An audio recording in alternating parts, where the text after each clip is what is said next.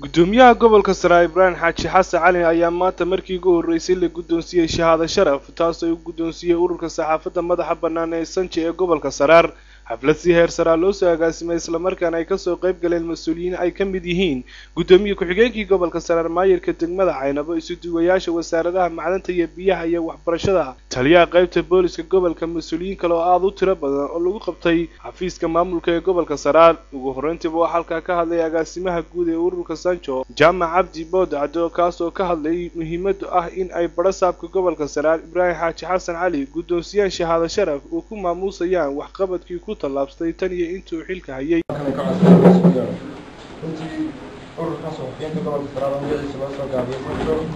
waxaa maskaxdiisa ka keenay shahaado sharaf guddoonsiyo gudoomiyaha gobolka Sare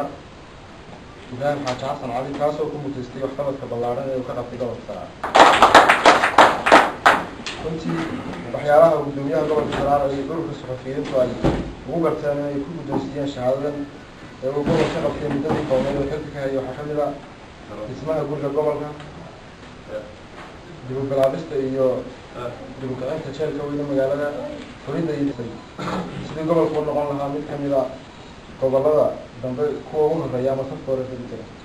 isagoo waqtigii hore ahaa mid ka mid ah gobollada ugu dambeeya ee gobollada waqtigii dambe la magacaabo runtii ururka saxafiyiinta gobolka Sare Sancho waxa uu ka shaqaynayaa sidii uu isugu xidhi lahaa dhammaanba saxafiyiinta ku dhaqan gobolka Sare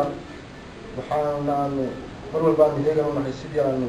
u qiimeyn lahayn mas'uul kasta oo qaran oo ka shaqeeya gobolka Sare ama degmada gudoomiyaha waxbarashada gobolka Sare taliyaha qaybta booliska gobolka Jaamac Ibrahim Guudcade Caaqil Ibrahim Ciise wasiir dawlihii hore ee wasaaradii warshadaha ee xukuumadii Daahir Riyaale Mrs Sacda Siciid Barre barasaab ku-xigeenka gobolka Sare iyo mas'uuliyiin kale door ah ayaa dhamaantood isaga daba maray sidii ay u soo dhaweynayaan shahaado sharafta la gudoonsiyay gudoomiyaha gobolka Sare Ibrahim Xaaji Xasan Cali oo ku tilmaamay in uu mutaystay gudoomiyaha golaha deegaanka ahna duqa degmada Caynabo Khaliif Ismaaciil Saleebaan ayaa isna goobta ka hadlay sheeganay inay mas'uul kasta waxa uu dadka iyo dalkaba u qabto ay waajib u tahay in lagu maamuuso waxaan inta ku daray in ay Caynabo caan ku tahay wada shaqaynta ka dhaxaysa markasta mas'uuliyiinta heer gobol iyo mid degmada sidoo kale Abwaan Cismaan Xaaji Abakor iyo Siciid Meega Kane oo dhamaantood ka tirsan Tarab Readers Club halkaas oo ku soo bandhigeen maasooyin ka turjumaya waxqabadkii gudoomiyaha gobolka Sare muujiyay kuna mutaystay inuu shahaado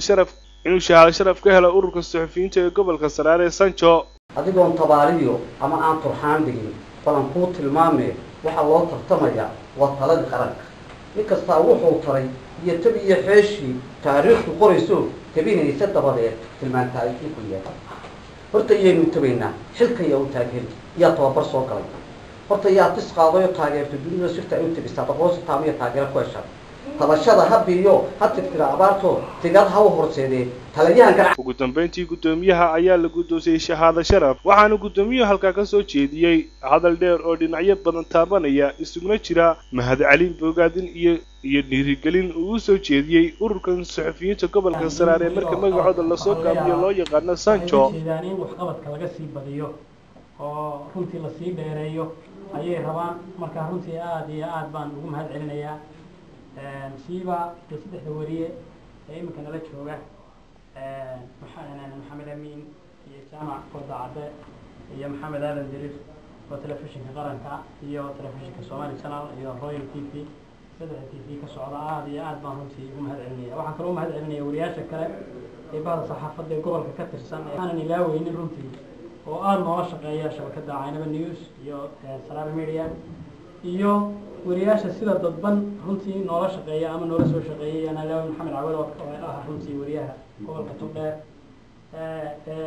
Somali Channel watan iyo markii ugu horeysay ururka saxafiyiinta ee gobolka Sare ay shahaado sharaf gudoonsiyaan mas'uul sare oo ka tirsan gobolka Sare